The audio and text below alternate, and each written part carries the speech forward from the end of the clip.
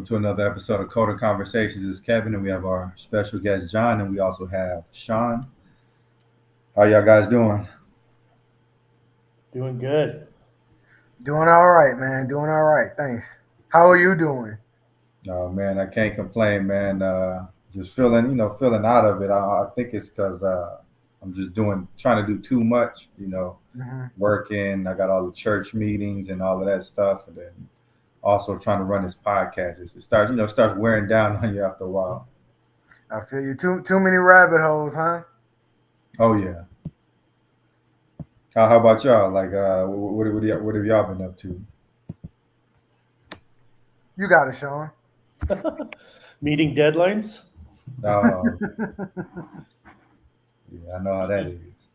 Yeah, we have uh, we had a major feature, and it accidentally got merged into the trunk that's on its way to production, and we couldn't reverse it, and so it held up like 3 or 4 other deployments. So we got that out on Friday, and then on Monday we got another one out, and then on Tuesday we got another one out, and then tonight we get another one out, and then tomorrow we get the last one out. Hmm. Man, it's got to be stressful, like having everything on such a tight deadline. Oh. I think a lot of things that, until you get exposed to leadership, you don't understand where those deadlines come from. I remember as a developer, I used to always think, those managers, where are these deadlines coming from? Don't they know that we got to do this, that, right?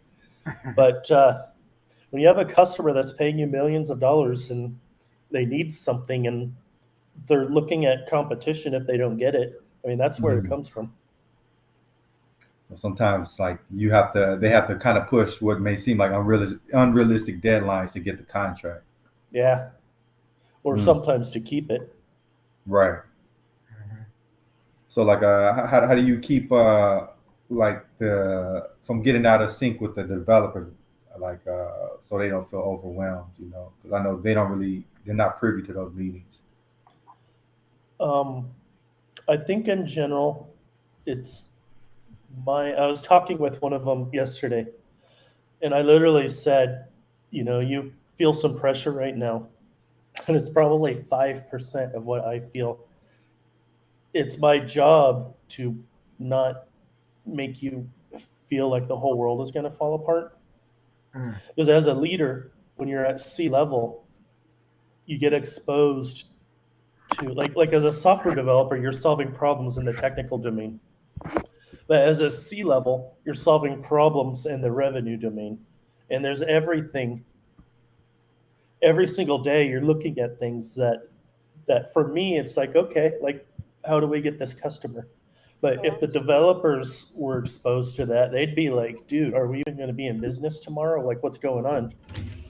And so, the main way that I do it is I just lead. Like my problems don't have to be theirs, Hmm. but they just have to know what the expectation is. And sometimes I will tell them the reality that we literally only have 9 days to get this done, and if not, we're in a world of hurt.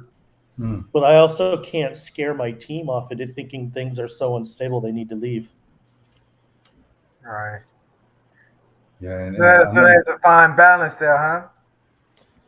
It is because sometimes I might be feeling a certain way, but it's not really reality. It's just pressure, and everybody handles it differently. But I can't make my team feel it in the same way that I do, simply Right. because I'm in a position to affect it. But it's like all of us together, we can overcome it. And I just keep that level of focus, and we overcame it. So Very nice. I know weeks earlier than expected as well.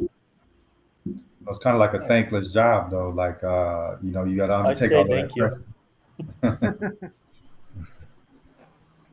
Anyway, sorry. Go ahead, please. Hey, welcome, Terrence. Good to Yeah. have you on. Hey, Terrence. Sorry for showing up late. No, it's no issue, man. What's been going on with you? Uh, you know, New job, still going through the motions. Finally got access to some tickets. Got my hands on my first ticket, and then now I can't make a commit. Oh, wow. So now I'm just like, all right, one door opens, another door closes. So I got to figure out what's going on there. And, I don't always commit, but when I do, it's to GitHub. I like that one. yeah, so we'll figure out what's going on. You're looking good, Tomorrow. man. You're looking pretty happy. You look a couple Who, years me? younger, man. You must be feeling great right now. Me? Yeah. I mean, honestly, like, yeah, like it's funny because like I was looking back at like I always do like those like I'm still a big believer in like New Year's resolutions and stuff, and I was looking back and I was like, I want to make this much by the end of the year, blah blah blah, some like ridiculous thought. And now that I'm kind of like there, like you achieve that dream and you're like, wow, like this is what it feels like. Yeah. There's no big difference, but it's like I'm here. Okay, now what? So Right. now that I'm here, I'm like, wow, okay. And it's nice. It's nice. Like honestly, like I had like a small little powwow with one of my colleagues the other day, and he was like, "Yeah, man, it's super chill here." And I'm like, "Yeah, everybody keeps saying that." It's like, "Yeah, man, like just the work life balance is super great and it's awesome." And I'm like, "Yeah, it feels that way." And I'm like 2 weeks deep, and I'm still reading like the first 90 days, and I'm trying to like I'm trying to like calculate my like first like month. Okay, in 30 days I want to get this done, in like 60 days I want to get this done. But I feel like I'm on the right path with like with making something happen. Sorry, I don't know what's been going on lately. I've just been having like irritations with my eyes. Oh no. Yeah, Might be like allergies or something. Like I probably. I'm gonna have to learn how to code with Braille. I'll become an ADA specialist. man, yeah, like you say, like once you get to a certain level, I think any boost after that, you don't really feel that different. You just feel like maybe more relief. Like, okay, I Yeah, got a little extra cushion here. kind of.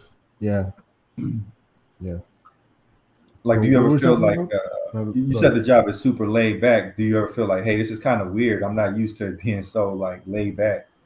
Yeah, I had that conversation actually today, where I came from, and maybe it was because it was a startup and it's more scrappy. People throw around those words like scrappy startup and stuff, and I think to me what the difference is corporate versus or larger company I should say versus a startup is very close to the ground. You're very close to that product, I guess you could say.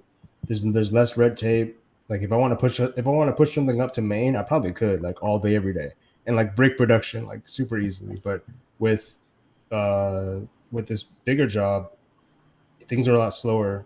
There's a lot more approvals that have to happen before you can do something. If I wanted to introduce a new technology, it would have to be I'd have to demo it and approve. I'm guessing it would have to be approved by somebody else. Like, what's the benefit of using this versus what Hmm. we've been using all along? Like we had a conversation the other day about switching from Webpack to Parcel, and one of the guy that was presenting, like had to basically say like, oh, this is why I think it would be better because of this benefit and that benefit and this benefit. Are we going to switch? I don't know. But I'm now seeing that uh, there's like a night and day difference between being on a team of 2 or 3 developers, right? Versus a team of 60-ish developers, and like you have a whole QA team, and it's a lot larger. It's very different, and yeah, I don't want to keep rambling on, but you kind of get my point. Yeah, yeah, yeah. So me and John, we used to actually work together at AT&T, Oh, and nice. yeah, Mhm. now he works at IBM. So John, you remember AT&T? Yes. That was an interesting experience. Yeah. Um, First day there, didn't really have an assignment, but they sat me next to Kevin, and we literally just started from HTML, CSS, got me right there, and then transferred over to Big Blue, and been there for 3 to 4 years ever since. So um, it's been a pretty good transition. Like I'm more like in like the DevOps space, kind of. Um, I recently got a new role, so I'm more like client facing. So whatever issues they have, I'm kind of like the glue between the support tickets Yeah. and like their environment messing up. So I'll be able to reach out to the engineering team if they need it, or try to figure out what's going on in their environment myself. Right. So a lot of the clients, they use Docker containers. Hmm. So everything is like cloud technology now. Um, so it's been a pretty interesting journey. Like I continue to get an appreciation for how huge tech is. You know what I'm saying? Like Yeah. Thank you. you think like coming from graduating and like, oh, HTML, CSS, JavaScript, I got this. Nah, nobody. Like there's a lot more below the tip of the iceberg. So learning every day, getting my skills up. So yeah, I enjoy it. Yeah. Cool. Yeah, Sean, I know you have a lot of experience with scaling. Hey, how's it going, Yannick? So, like, yeah, what were some of your first experiences like with having to deal with scaling the application up, and how did you kind of like manage the stress of that? It's really crazy because I did it at Experian and the bank, and I'm doing it even right now. We found uh, so we did things in a way where a lot of SQL calls were hidden. So we have one screen that pulls a lot of data together, and we thought it was just 50 queries, but each one of those does 3 or 4 subqueries. So we're trying to figure out, why can't this thing should be able to handle about 3,000 users, but why is it coming down to its knees when we throw about 15 or 20 at it? And it turns out each one user, 10 users is scaling like 1,500, is making 1,500 queries. And we're like, whoa, okay, this is a scalability problem very clearly. And so, as is the case with all things, you look at where your bottlenecks are. Like, I know there's this topic of systems design where you go on these interviews and they say, design me YouTube, design me a website that scales to 100 billion users. But the reality of it is, you're never going to design bottlenecks out of it. You're going to hit something that blindsided you, and you just have to take it with stride. So the main thing, obviously, is you look at where your bottleneck is, and you just solve that problem, and then you get a new bottleneck, and you solve that problem, and then you get a new bottleneck, and you solve that problem, and so on. My DevOps guys are honestly my heroes. I cannot live without those people. I guide them in the team. Everybody works together. But when it comes to our AWS, our Docker, our Kubernetes, I mean, like, they're miracle workers. So if you ask me, how do I scale? I say, I have a couple of heroes hiding on my DevOps team. Yeah, I think that's important, like especially in a leadership position, just trusting your guys and girls to do their thing. Um, I know a lot of times, you know, when you don't really trust them, you start trying to micromanage them and almost utilize them like robots. But a lot of these people, they have a ton of talent. If you just kind of let them go, they'll get the job done. It's kind of crazy because I don't know if I've told you this, but when I hired my first DevOps person, we had a need, and my boss and I, the CEO, were talking. And during that conversation, an email came in with a resume for a DevOps looking for an internship. But I was looking at a security issue, and I'm like, I don't think I want to put an intern on this. I want to hire somebody. But I did. I interviewed him. I called him up and we talked, and I knew immediately that, like, the guy knew what he was doing. So we brought him in on an internship for, I don't know, it was like a month or two, but I converted him into a full-time. And then just about 2 months ago, I promoted him to senior DevOps. And I hope he's not watching this, but in about a month or two, he's going to become our lead DevSecOps. Oh wow. And he tells me all the time. I mean, I literally just tell him what I want. Like, I'm like, can you do this? Take me off of Elastic Beanstalk and put me on EC2. Give me an RDS here. Put a Redis here. Oh, let's do Docker. Let's standardize all of our workstations between Windows, Linux, and Mac. And then I'm like, have you ever heard of a service mesh? I kind of want to go that way. And then like 12 weeks later, I had a service mesh fully orchestrated by Kubernetes. I mean, it's like I just tell these people what to do, and it comes back at me. You would never know that this was their first job. Wow. I tell them all the time that they're micromanage proof because I don't even know how to log into AWS, so they don't have to ever worry about me micromanaging. So like if he gets stuck, where does he go to for help? You know, if he has a large network. So the last few people that have been hired here have been just phenomenal, and they all came out of his network as a referral. So he just has a network. He has his own cloud of people when he gets stuck. He even who makes Kubernetes? What's the name of the company? Does anyone know? let's see. In any case, he discovered a defect. Question? I'm sorry. What's the name of the company that owns Kubernetes or maintains it? Says original authors, Google, developers, Cloud Native Computing Foundation. There's a company somewhere behind it, and he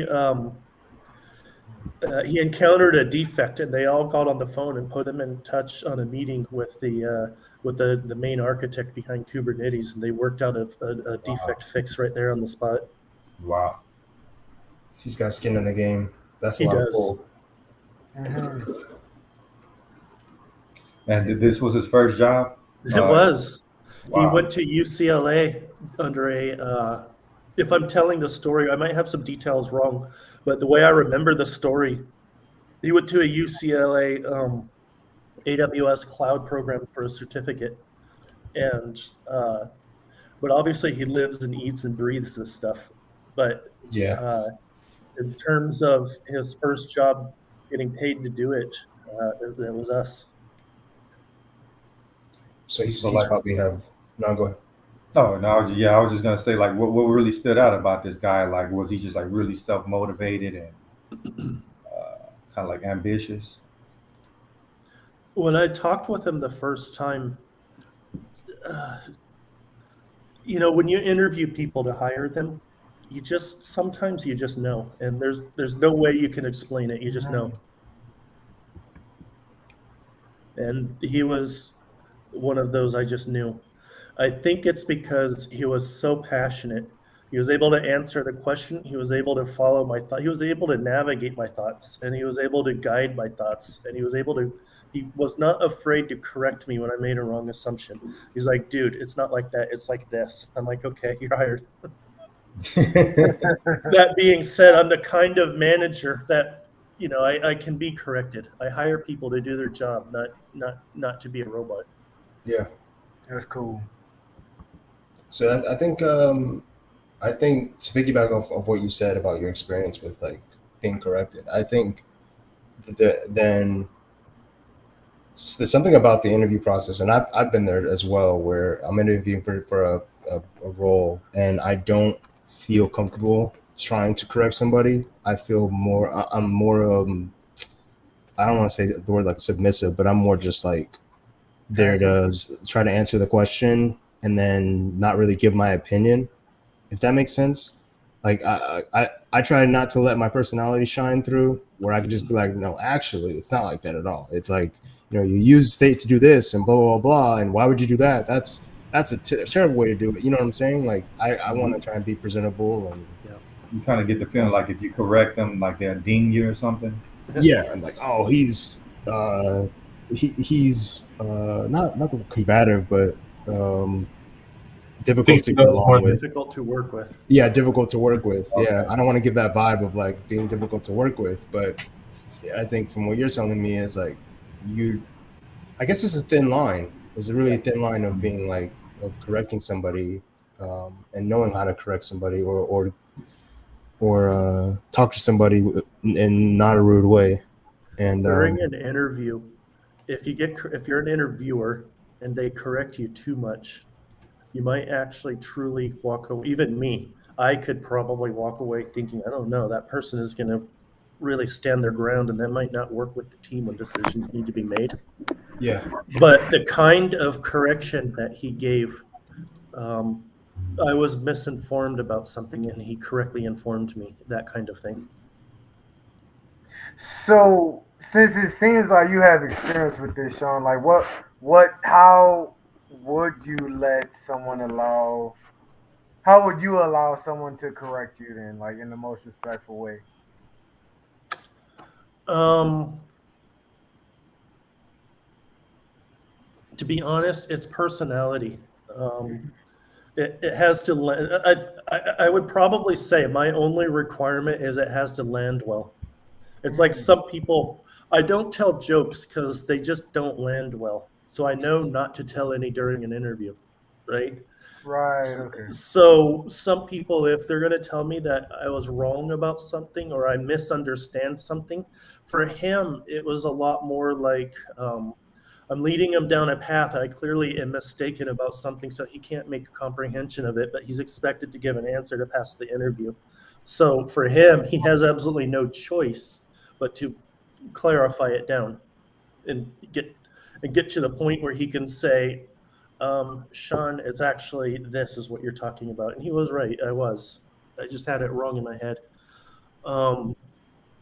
I think more important is how you do it than the fact that you do it or don't do it at all. Because when you're working with personalities on the team, you have to be diplomatic.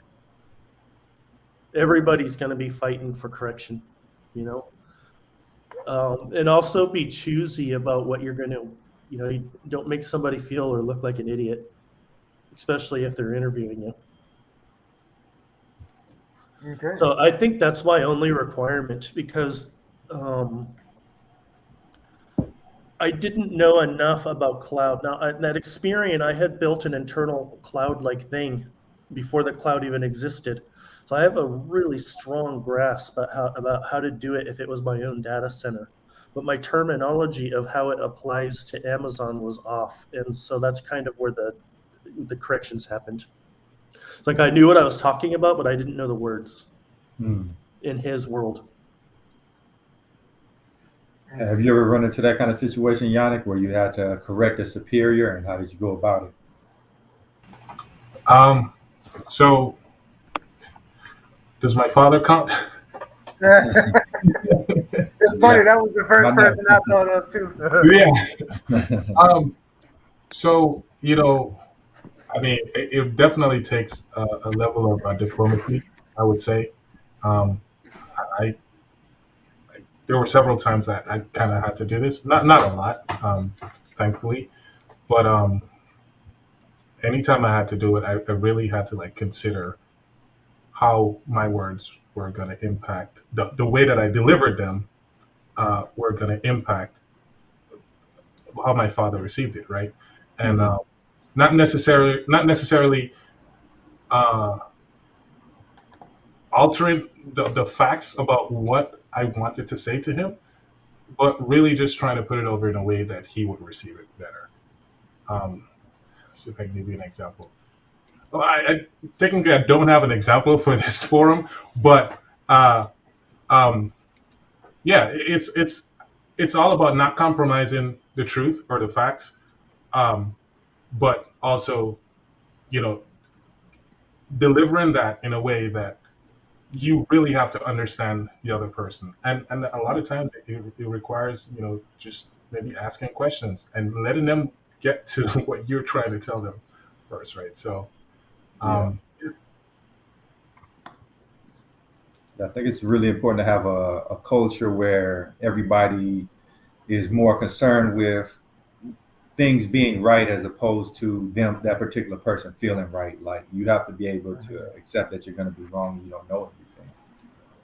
And I know that's like very important as a leader too. Like I know, like Sean, I'm sure your team feels comfortable talking to you, but you had to cultivate that atmosphere. You couldn't always be like, no, that's wrong, I'm right.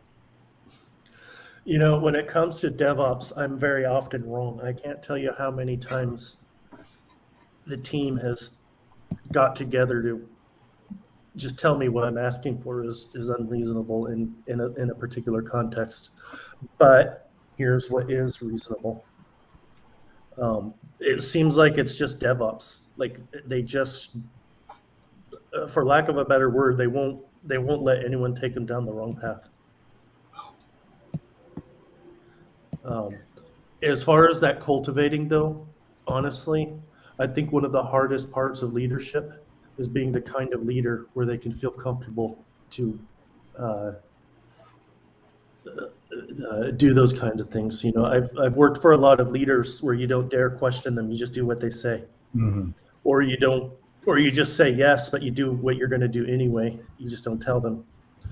My team isn't like that. We're a lot more collaborative. Oh yeah, that's gotta love that kind of culture. Plus, I'm hoping to not be an individual contributor someday very soon. Like I really want my team to function like a team without me having to be involved in any of the day-to-day. And that won't happen if I'm making the decisions too much. How do you get there? Do you have a game plan for that? I know you said very soon, so I assume that you're working on it right now. Yeah, we're in the middle of a funding round, and once it eventually closes, the team expands, and then I start promoting people to lead or hiring leads, and then I put a manager in between or something like that. Depends on how many people I'm going to get and a couple factors that I'm not aware of today. But my plan, honestly, is so right now I'm the most experienced engineer on the team between our data science, data engineering, and our front end and back end engineering. So some of the stuff falls on me. Some of the really tricky stuff falls on me just by nature of experience, really, and sometimes attitude. I literally do not shy away from doing grunt work. It's because that grunt work and some of that repetition that will eventually get automated is the reason I understand the system so well that no matter what the problem is, within 5 seconds, I know what the fix is. And so I want to have people who are somewhat comfortable with that or hire people because that way I can go focus on being a CTO. Like CTOs have different, if there's 3 employees, you're just the developer. You're not really a CTO. You're just a developer with a title, right? But you get 15 people. I'm at 15 people under me. Then you're on the cusp of where you need to hire a middle manager or start shifting. Like you're still involved, but you're not doing the work. You have a team, but you're still involved enough. I'm about to shift to somewhere between 30 and 50 people in the next 4 months. And at that, I can't be contributing anymore at all. So I have to put that. I have to restructure the team. So some promotions are going to be happening and some new hires are going to be happening. That's really what my game plan is. It's expansion and growing. It wouldn't happen if I couldn't add people. So like, Terrence, you about to say something? You look like No, I'm just taking it in. So yeah, slightly shifting subjects.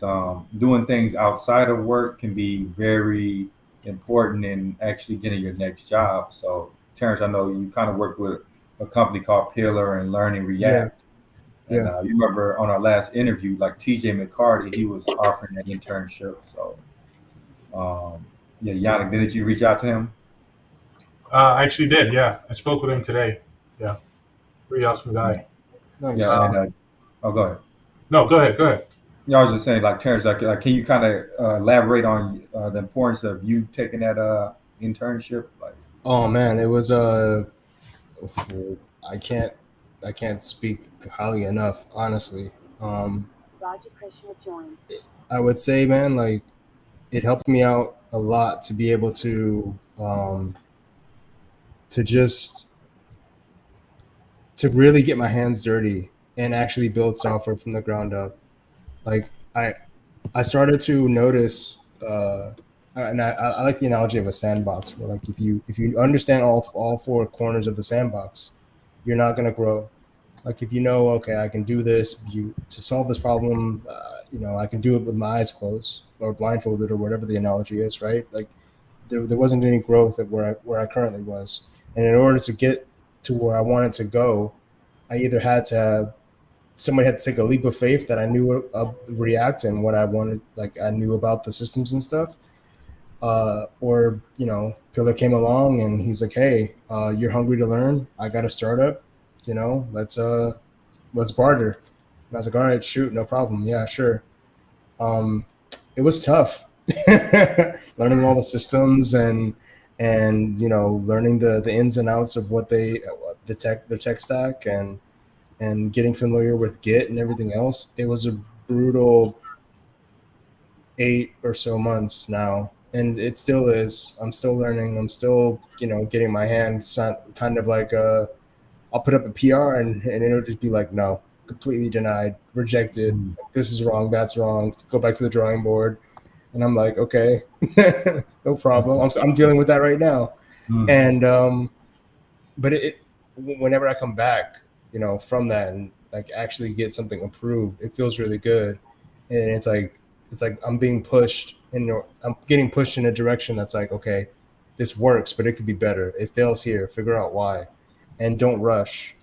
I'm learning that this isn't a process of like, it's not about the person who's the fastest. Sure, you want to be fast, but don't sacrifice quality for speed. And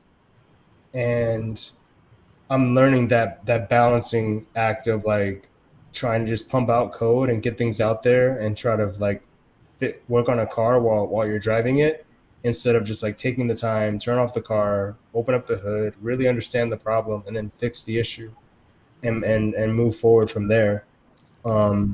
So to answer your question, like it's been a blessing that somebody reached out to me and like took me under their wing and really like showed me the ropes. And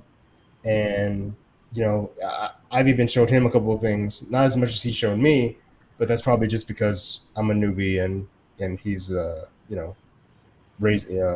teaching me all the basics and stuff. But I think in the next, I don't know, 8 or so months, year probably, I'll probably start showing him a couple of tricks.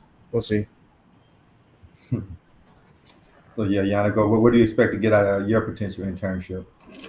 Well, I mean, what I'm doing right now is an apprenticeship, so it's pretty much the same. It's just over a longer period.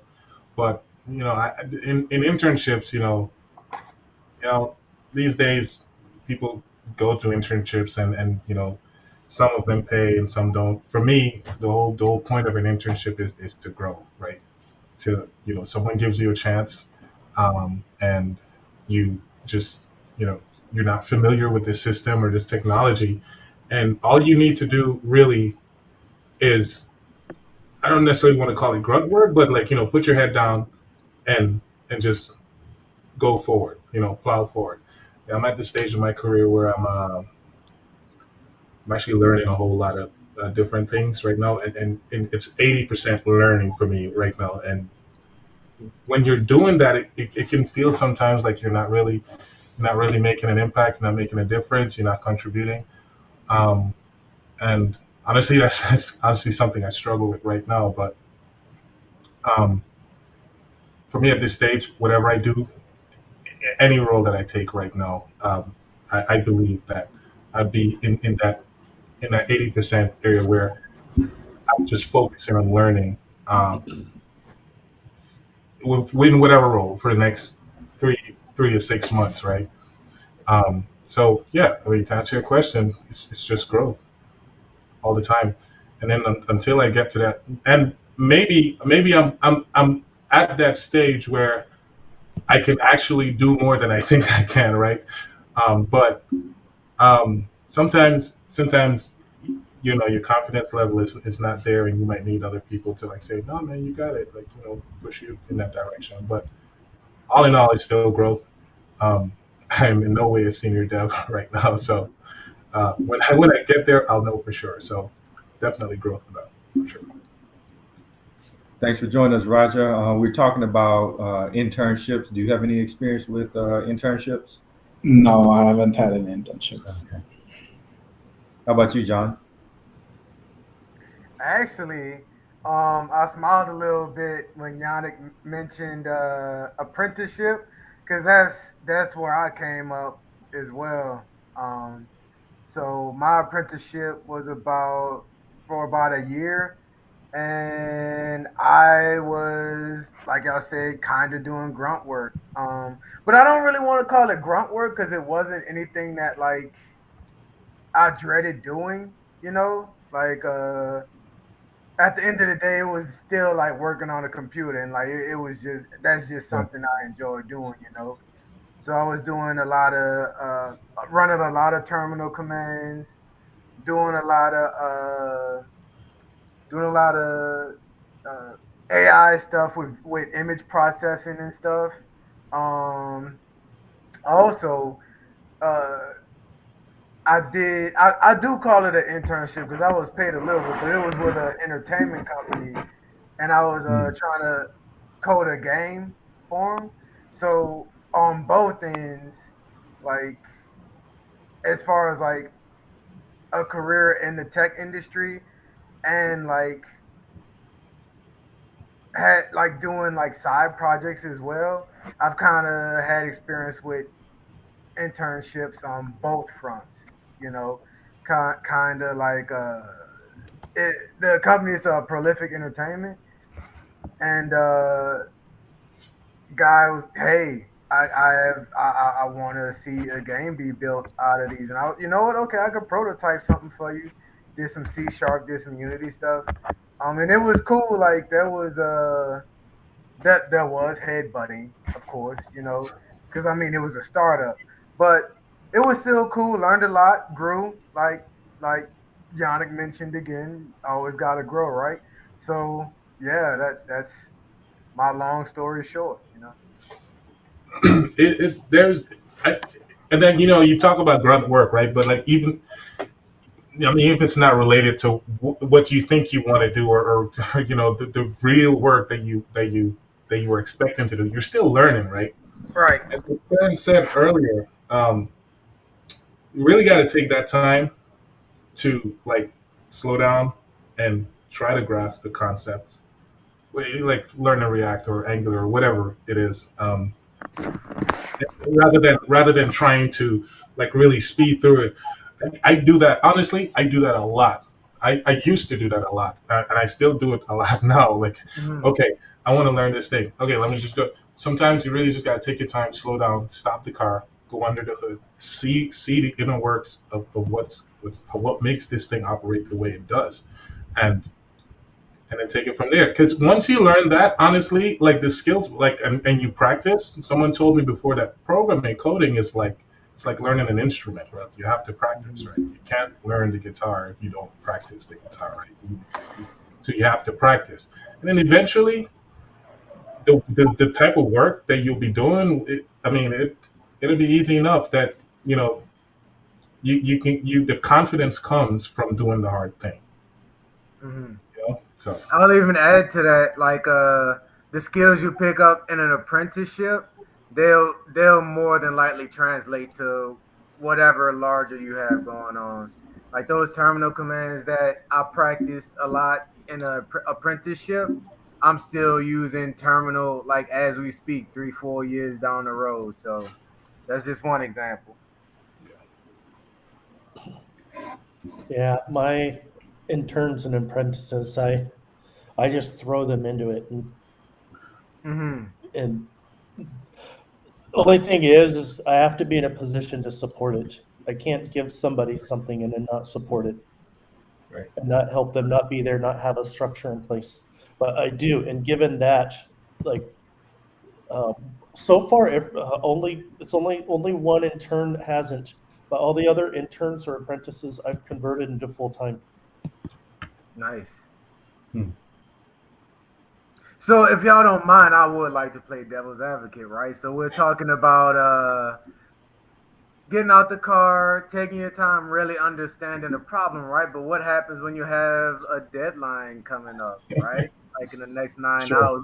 We just had a conversation about that, right, Sean? Like how do we find the balance, right? Mind if I chime in on that one?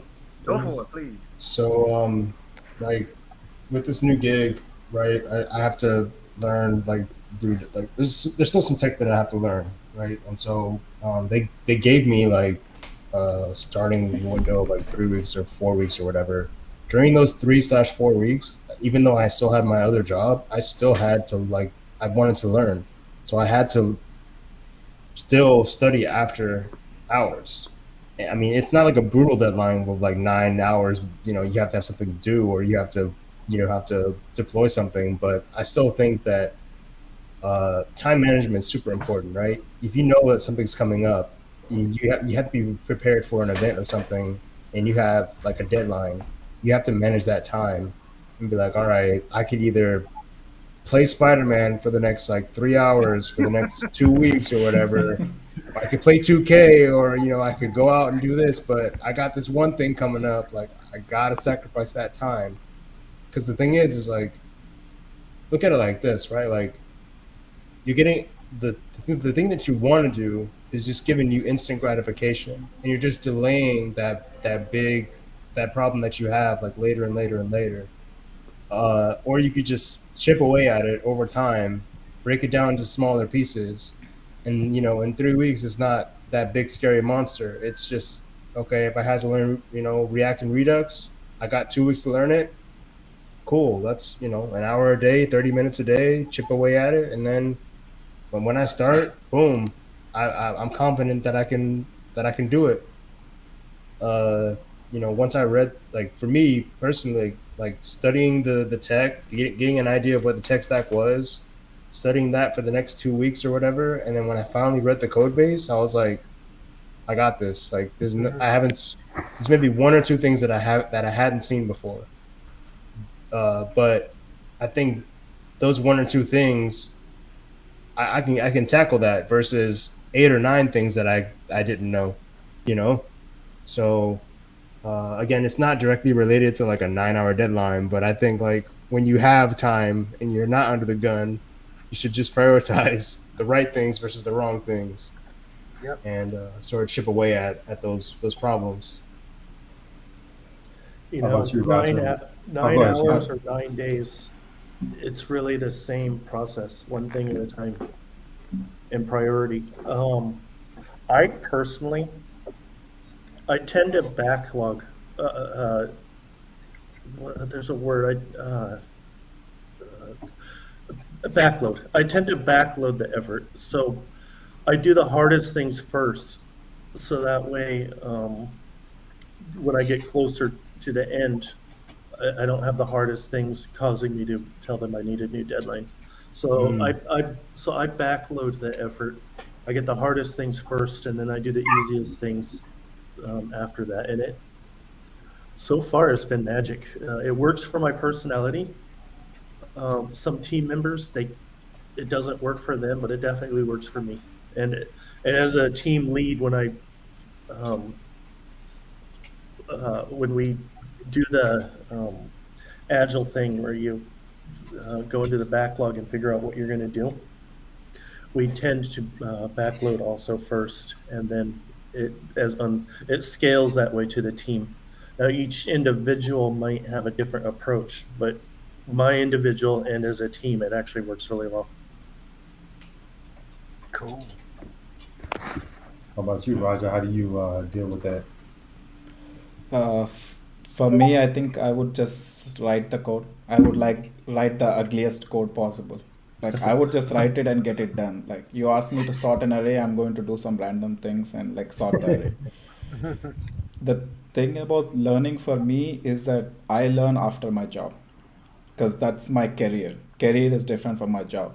Yeah. Am I learning from the job? Am I learning for the job or am I learning for the career? So that depends upon like what, like let's just say they tell me to do some create something, and I have a deadline. I write the code, I get it done. But once I write the code, I refactor it multiple times depending upon what I study in my off time, because that is my career basically. You said something. One of my most viral LinkedIn posts ever, about a year and a half or something ago, was something to the effect of, I've seen the code that runs the world, and it's the ugliest code you've ever seen. Oh yeah, I know that firsthand, man. Some of the stuff that you see in these major applications, you wouldn't believe that it works. I've written some ugly codes. Like in my previous company, I've written them, and like when I put the PR in, I was like months later, I look at my own PR, I'm like, oh, this is not good, and Yeah. I try to refactor my code again, just to make sure that no one is looking at this again. I think we've all written ugly code. I know I have. Yeah. I've written thousands of lines of ugly code, but it all stuck together, and don't touch it. Right, It it works, right? So after seeing like how bad some of the code is in these big applications, like how do we really feel like safe and secure when the software may be saving our lives or our lives are dependent on it? Say like AI uh, driving a car. yeah, I don't. No, I don't believe in like AI. Like I, I'm teetering on getting a Roomba, and then I heard that Amazon is buying Roomba, and I was like, no, I'm good. No. I was like, I'll just vacuum my floor the normal way and sweep the Mhm. normal way.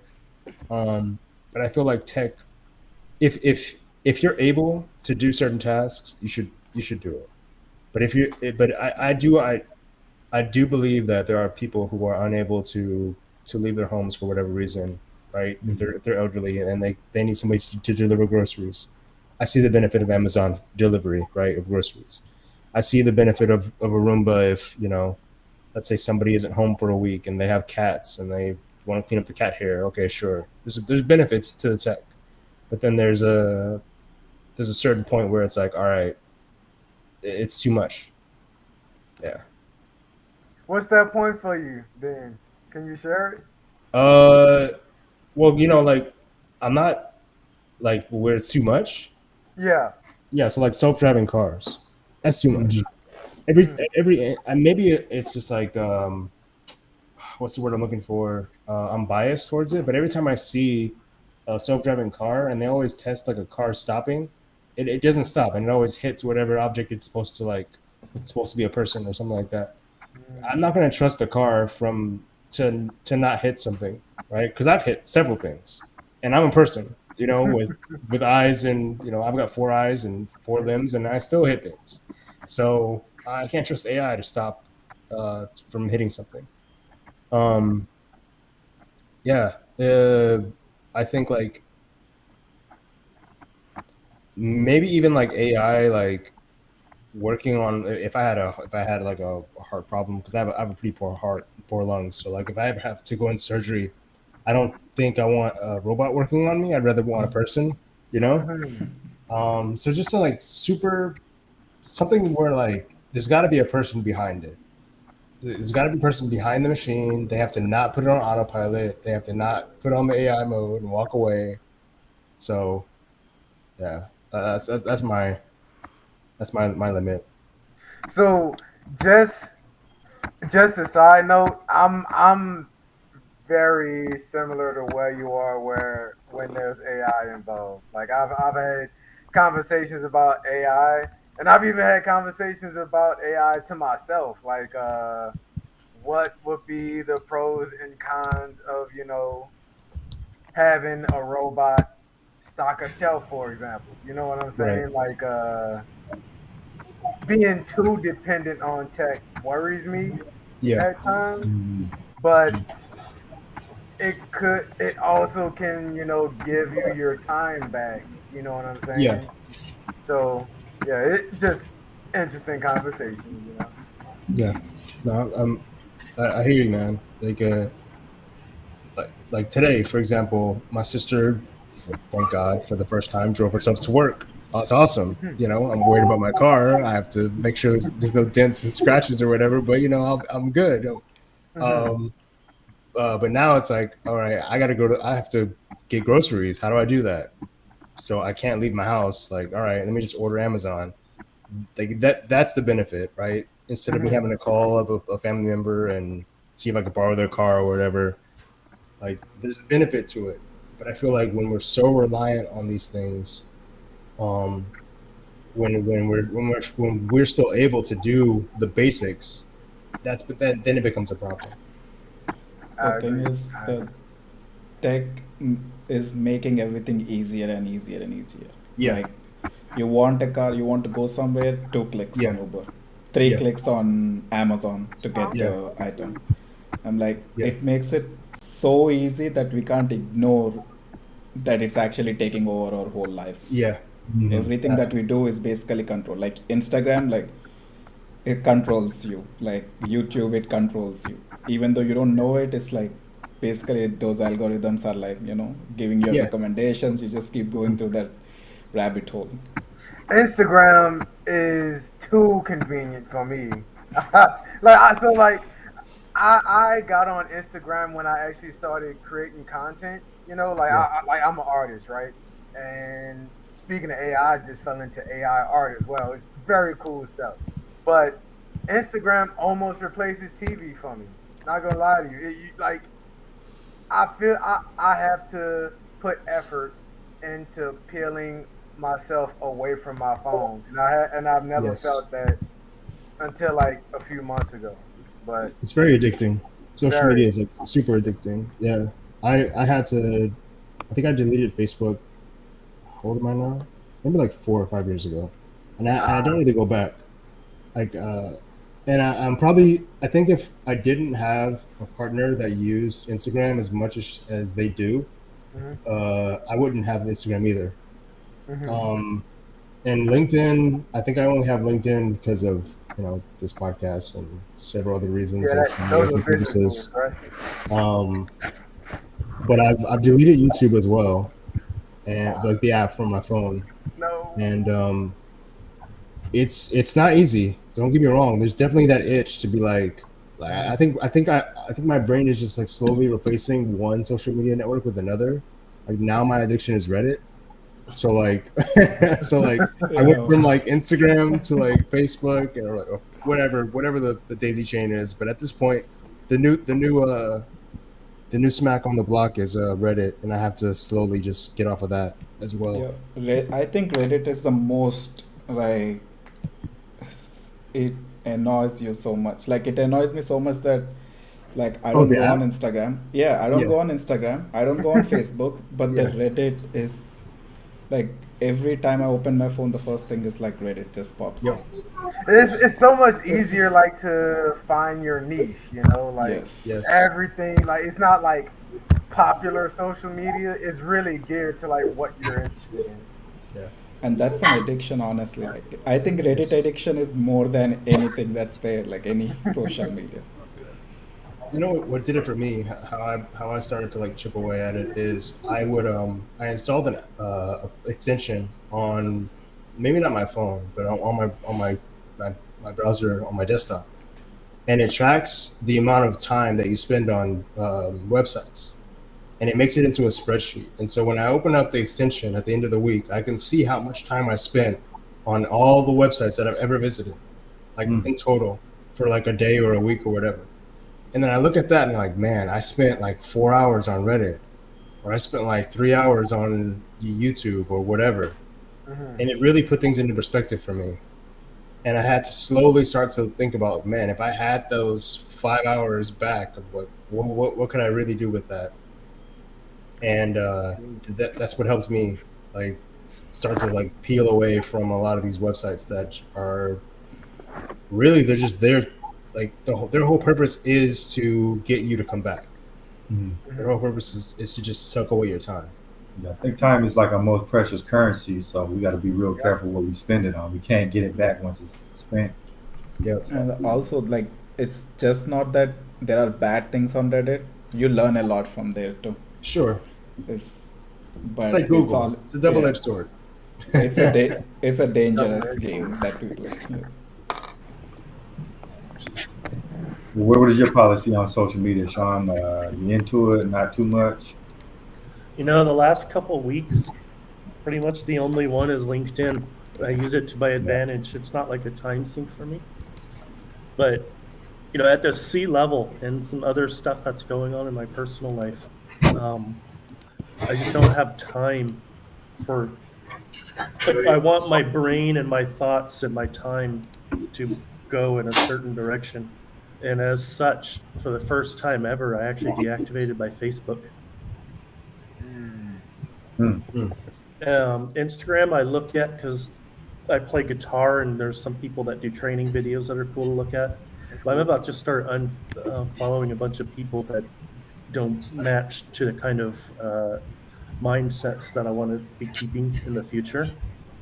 Um, my phone, all the notifications, I can honestly say I'm back to 1999, really, where if only LinkedIn existed, I don't have any other electronic distraction. Does your phone flip? Still have a flip phone or slide? It's about this shit. Ah, It's one okay, of these okay, doodads. okay. He's modernized a little bit. The Galaxy Fold flips, technically. Uh-oh. Oh, Oh. I've thought about going like to the Nokia brick. I've thought about it. I Yeah. can't go Nokia? back to pound 33 for whichever phone I want to dial. there is this app. I think it's called Buzzkill. I don't know if it's Buzzkill? on iOS or not, but on Android it's called Buzzkill. Mhm. So it stacks up all your notifications and Yeah. it only shows it once. Like let's just say you get like 10 notifications in an hour and you put an hour as your time, it will stack all of it up and in the 1 hour later it's going to show all the notifications from that specific app. You can change according to your Nice. specific applications. Like sometimes people message you multiple times in like a single minute, so it will stack up and like show you at once. That's cool. It's also a matter of like, because we talk about these algorithms and social media and all these things, but I they what they do is they play on your habits, the things that you like. They see you go to that one Yes. thing once, and then they give you that again, give you another dose of it, Yes. and then Yes. eventually get more. So it's the onus is on the individual as well, right? Because I mean, if you take social media out of it and technology, Yeah. there are lots of things in life that can cause you to just take your attention, that can just suck you in, Yeah. and you can become addicted to it, right? And I'm not even talking about like I'm just talking about in just regular everyday life. Right. So, I think it's also on you because, I don't know Buzzkill. I don't know I've just heard about it from you, Raja. There's also like putting your phone on do not disturb and sleep mode and all Yeah. these modes like that. I have work mode, sleep mode, all of these things on my phone, right? And then Yeah. some people can probably see that, hey, I have do not disturb on. But I mean, it's also on the individual as well. Like we have to be very mindful about, you know, what we want to do, our goals, the direction that we want to go, and we have to really like try our best to manage that. And time management But is it's really has yeah, but it's always so has easy always to been. just go on Reddit. It's so easy to just go on Reddit and just scroll. It's so easy to open up Instagram and just scroll. It's so easy to Yeah, just pull up to McDonald's, get a number two with a large fry and a Coke, and just stuff your yeah. face and not worry about eating, dinner or cooking. Let me tell you, That, when I came to the United States like 8 9 years ago, I started eating the fast food and all that. Now, like I had to really make a conscious decision not to do it. Like I don't touch McDonald's. Like the only thing you might see me roll up in is like a Chick-fil-A, and that's like for my kids, right? And then I might eat Chick-fil-A, but I do not touch fast food. I cook everything I eat, and honestly, I'm better for it because like where I was compared to now, I mean, high blood pressure, all these type of things, like, and it's the same with social media, right? You get sucked into yes, all that, and you lose time at work, quality time with your family, friends, whatever. So if you sometimes it has to hurt you for you. It's like for for you to like slow down, because Hmm. if you really consider what you can control, like Facebook isn't going anyway, Instagram isn't going anyway. Like I can't call up Mark Zuckerberg and be, yo, pull the plug. Too many people are being affected. I could control myself though, right? And it's easier said than done. I'm not trying to say it's that easy, but like 2 3 days ago, I logged out of my Instagram, and it's itching me to like go back, like I need it. You know what I I mean? But think I don't even post that much. But still, like it's just there, right? Yeah. It sucks you in. I think something needs to happen for us to move away from the app itself. Like I've seen a lot of people like online talking about Instagram, saying that like they look at other people's lives, like celebrities or whatever, Yeah. and these people are going to Bahamas, here, there, and they're like, oh, I'm the same age as him, but I'm not able to go there. I'm not like, it kind of makes you insecure by looking at them. It's FOMO. Maybe, yeah, FOMO, exactly, FOMO. You Like, know, I had a girlfriend Right. recently, last year, and her Instagram, if you look at it, you'd think all she ever does is travel the world. But what really happened is every time we went somewhere, she would see a tree that had a park behind it and a hill, and she'd make me get her picture. Or we'd be going somewhere and there's a pond, and she'd get that pond into view, and then we'd get that picture. But that's not the reality. The reality of it is, is we sat on the couch a lot, we ate a lot, sushi mostly, we drove a lot, we were with friends a lot. But Yeah. in between, anytime there was a picturesque shot, she would get it, and then her Instagram would just be lined with all of these photos showing how she travels everywhere. Hmm. Okay. So a lot of it is an illusion. Oh Yeah. yeah. Yeah. Someone called it a well curated highlight reel. Yeah. And Yeah. I was like, yeah, yeah. That's exactly what it is. Yeah. Yep. You're seeing a snapshot of somebody's life. It's like even with YouTube, right? Those 10 minutes or whatever that you see of that person's life, that's 10 minutes out of 24 hours in a day. Let's not even say that. 16 hours if they sleep 8 hours a day. 16 hours in a day. Hmm. You seeing 10 minutes.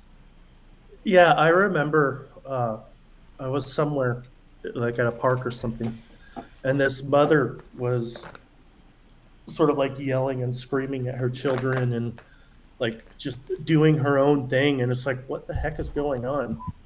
But then she gets her baby, holds her right there, and then goes onto a live stream and says, I'm the best mother in the world. Don't you just love this adorable child and this mom life at the park? And she'd put the phone down and start screaming at the kids and ignoring them and doing all these different.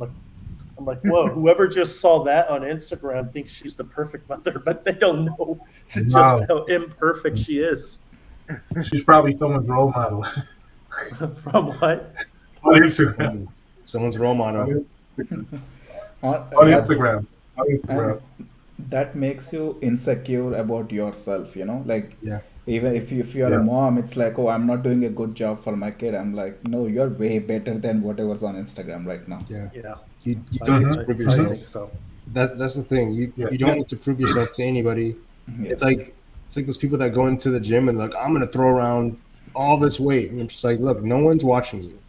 Everybody's there for their own reasons. Everybody else thinks that other people are watching them and they need to do the same thing that you're doing. But in reality, no one's worried about anybody else, and that maybe one bro is worried about another bro if they came in together. But besides that, everyone's doing their own thing. And I think when it comes to social media, people are just doing their own thing. But now that we can share it to all these millions of people, we're too connected. Like clout is a hell of a drug, and it's not healthy to be that connected. You're worried about comments and likes of people that you don't even know, like personally know, or let me not say you don't personally know, but a majority of the people you probably don't personally know, and you're worried about that, and it's not healthy. Yeah, I think we're like connected and disconnected. Like At we're the same time. connected in the sense that we have access to more people, but our relationships are a lot more shallow. Like Yeah, instead of us talking, have a deep conversation, your interaction with them is them clicking a button to give you a Yeah. thumbs up.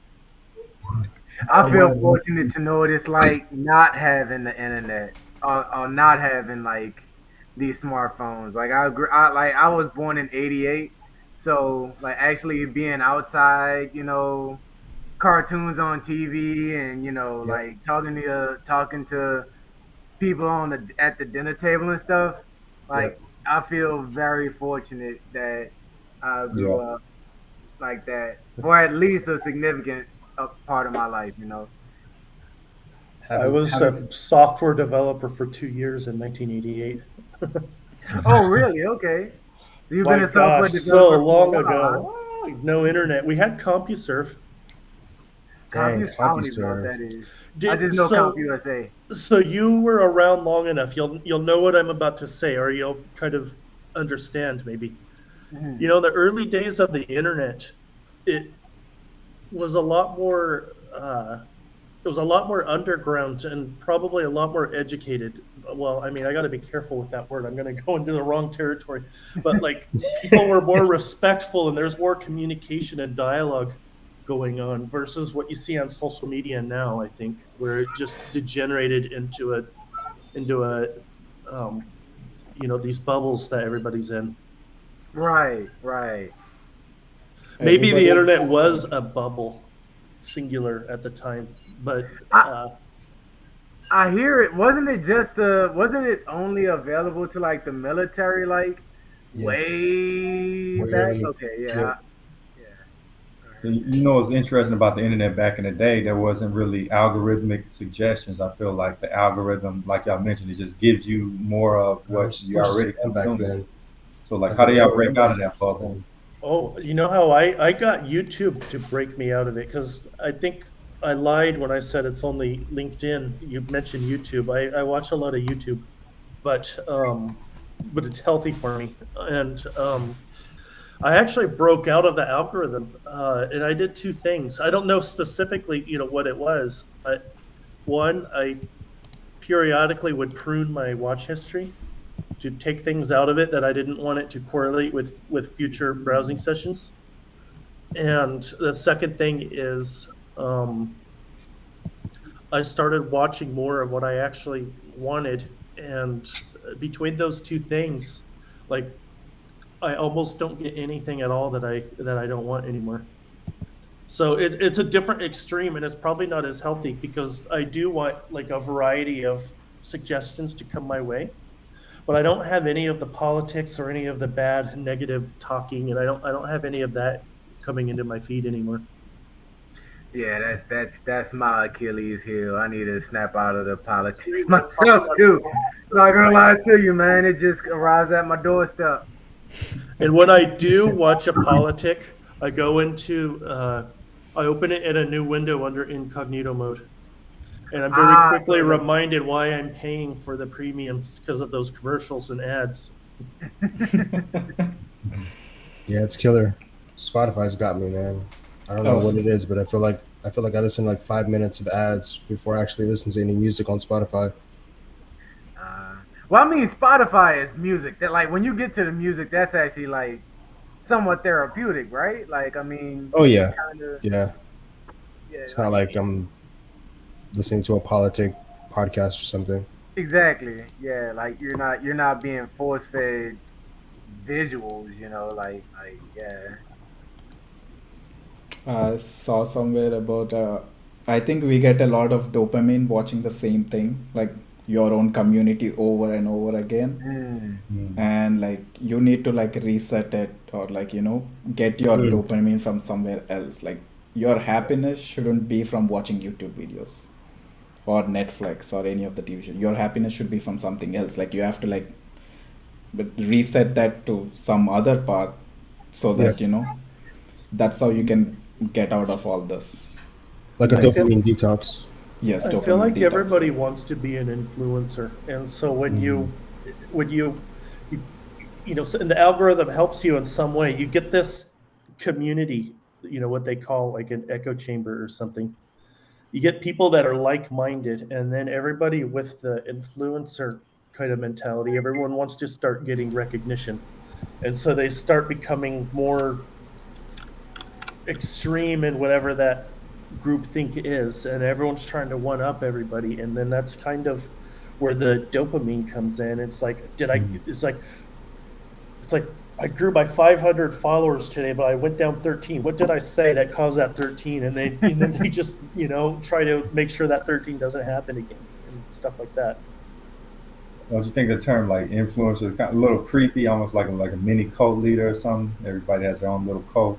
What is an influencer anyway? I understand it to be somebody that has a lot of followers, but I'm sure there's a more interesting meaning. Or I think the term followers is even more a little disturbing. We're talking about Cole. Okay, well there you go. I don't know where we're going anymore. Influencer, a person or thing that influences. A person who has power to influence many people as through social media or traditional media. Some interest. Oh, go ahead. Like, is anyone really an influencer, or is there just somebody that says the feel goods that happens to get a lot of followers? Yeah, I think the same thing. I think that I think it's like, oh, I don't want to get political, but it's like they just want to say things that attract you. yeah. Say things like, okay, let's just say I like this red bottle, right? They say, oh, I also like this red bottle. This is so good. I'm like, oh, okay. Yeah. So both of us have the same thing. But internally, like, they don't have the same passion as me for this bottle. It's a salesman. Yes. Instagram is the real influencer. The platform is the real influencer. Really. Yeah. Do y'all feel like when a lot of people get big, they stop being genuine and they start going more for like things that sell you stuff? Like They can. Yes. Yeah. There's definitely that switch that flips when somebody starts to starts them off with the ground roots, and then they're one way, and then they start getting sponsor deals, and they start growing, and they have a team under them, and then a dynamic changes. They change. They become a brand, and you become a marketing Yep. opportunity. I mean, when you become big, you have to say things that are okay with everybody. Because Yeah. one small thing, like you say outside of your own thinking, it's like, oh, now you're losing subscribers at this point. It's Yeah. more when they have once they start taking ad revenues or they get advertisers or sponsors, that's when it goes into overdrive. Because And brand deals. I've never had a sponsor, but given everyone I've ever seen, they go from none to one, and then it's like, whoa, your content your whole demeanor just changed, and you're not as genuine as you were. I think like the sponsors start like saying, "Hey, you can't post that."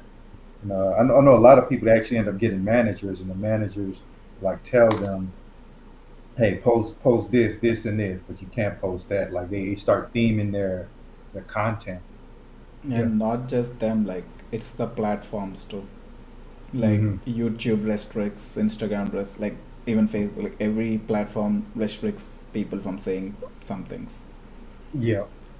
Yep. And it's like, it's their own monopoly at this point. It's not like you have any freedom of speech or something. You just listen to what they say, follow their rules. So like Yeah, I think at a certain point it becomes a business. Yeah. This whole side hustle thing becomes the hustle. Yeah. Yeah. A real hustle. Yeah. It's no longer fun. It's no longer just doing videos just to do videos. It's no longer.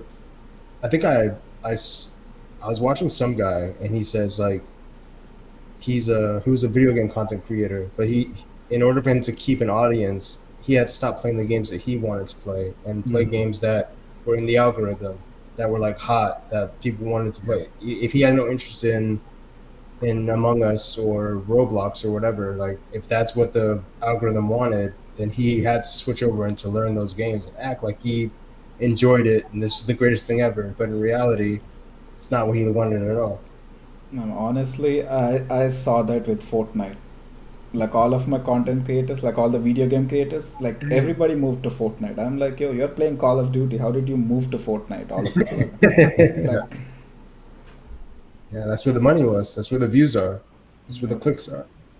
And I think like once you have a team, it becomes really hard to stop trying to dance for the algorithm because you're affecting people's livelihoods. Like if revenue stops coming in, you can't pay them. Dance for the algorithm. I like that. Yep. Dance monkey dance. Yep.